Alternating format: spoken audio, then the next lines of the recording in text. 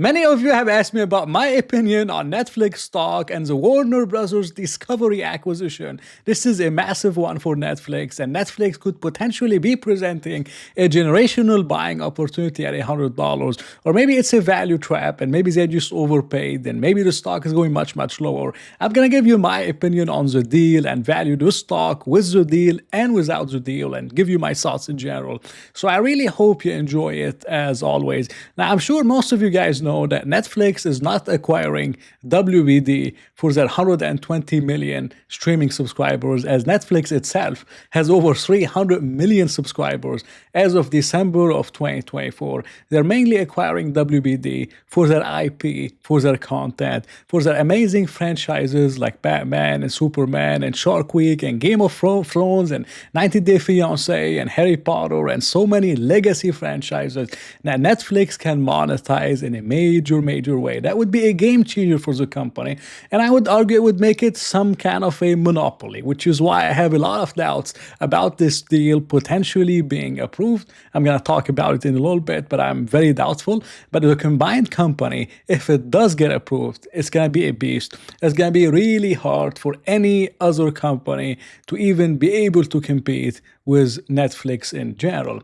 Now, if the deal does go through, they don't expect it to close before 12 to 18 months. So we can safely say 2027 with how things are in the United States. But the company is not expecting the transaction to affect earnings per share in a major way before the second full year. So we're not going to see the impact before 2029. If it does close in 2027 and it takes 2 full years to affect earnings per share positively, then we can say 2029 will start seeing the effect. So this is a very long-term bet if you're buying Netflix for the acquisition alone. But during this time, I highly doubt that Netflix will continue buying back stock, which is what they've been doing recently, and they've been reducing shares outstanding by 2%, 3%, and they did really well, offset stock-based compensation expense, return value to shareholders. Now, in terms of the acquisition itself, they paid $27.75 for WBD, but WBD has a lot of debt, so the total enterprise value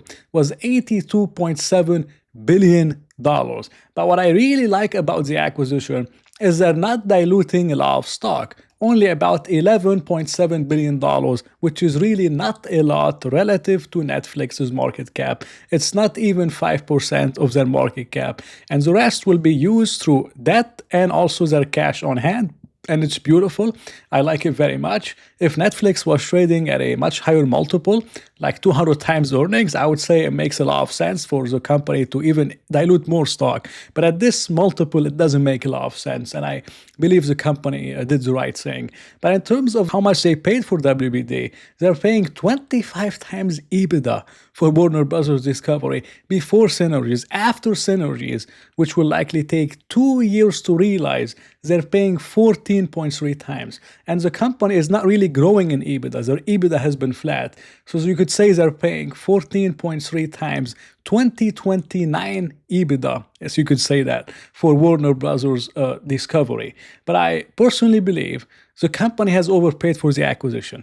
25 times for WBD is absolutely ridiculous.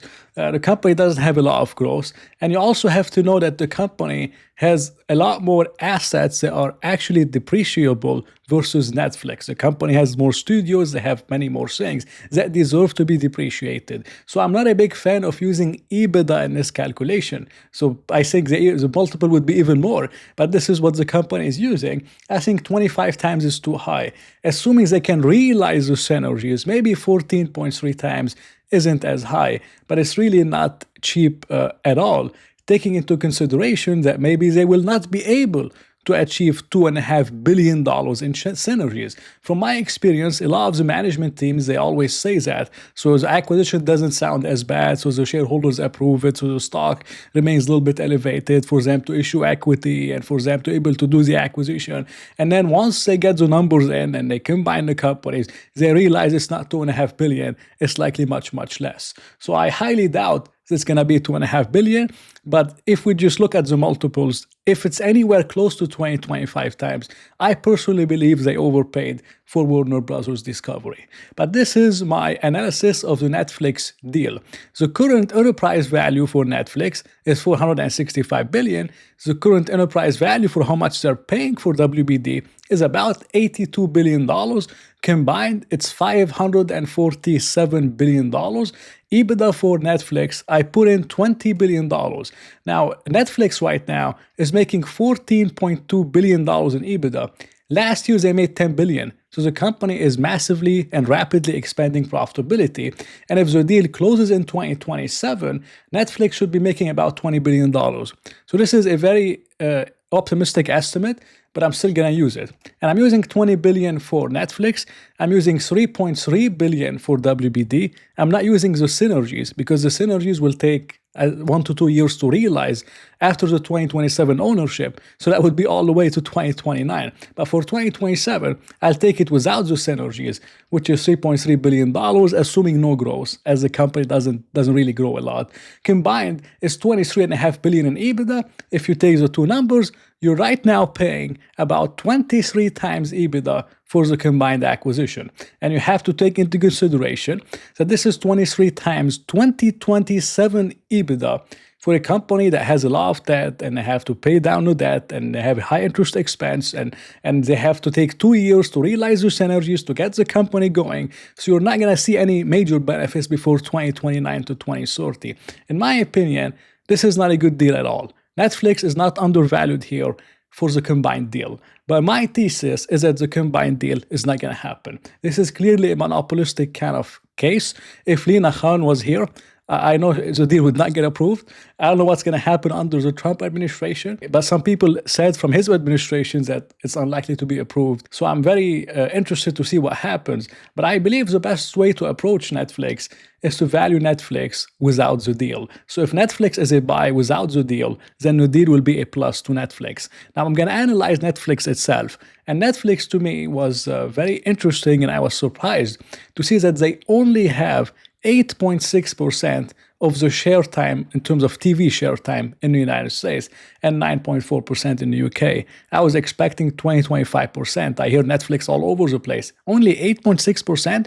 I was really surprised. So that means that Netflix has much longer runways than most of us believe. Netflix has done a really good job in expanding profit margins from 1.8% to 24% as of the last quarter.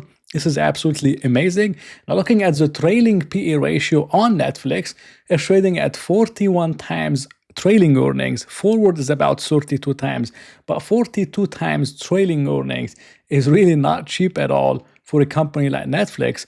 And you have to take into consideration that Netflix has been decelerating in revenue growth from 35%, 27, 24, 18, 6%, rebounded to 15%, 15%, expected to decline again, 13%, 10%. I mean, there's only so far that the company can take the revenue growth. And you're paying 41 times this kind of multiple. And imagine how many amazing companies you can buy for under 41 times earnings with a wide moat, and even Google is still trading under 41 times. But this is my valuation model on Netflix. I took the current earnings per share of 253. I put in 20% earnings per share growth, 20%, 20%, 15%, 15%. I think this is fair. The current trailing P is 42 times. I put it at 30 times for 2030. I think this is fair, as the company will likely face a multiple contraction as they decrease in revenue growth and they decelerate in general. I got $173 per share, which is only 73% on the upside if I'm buying Netflix today.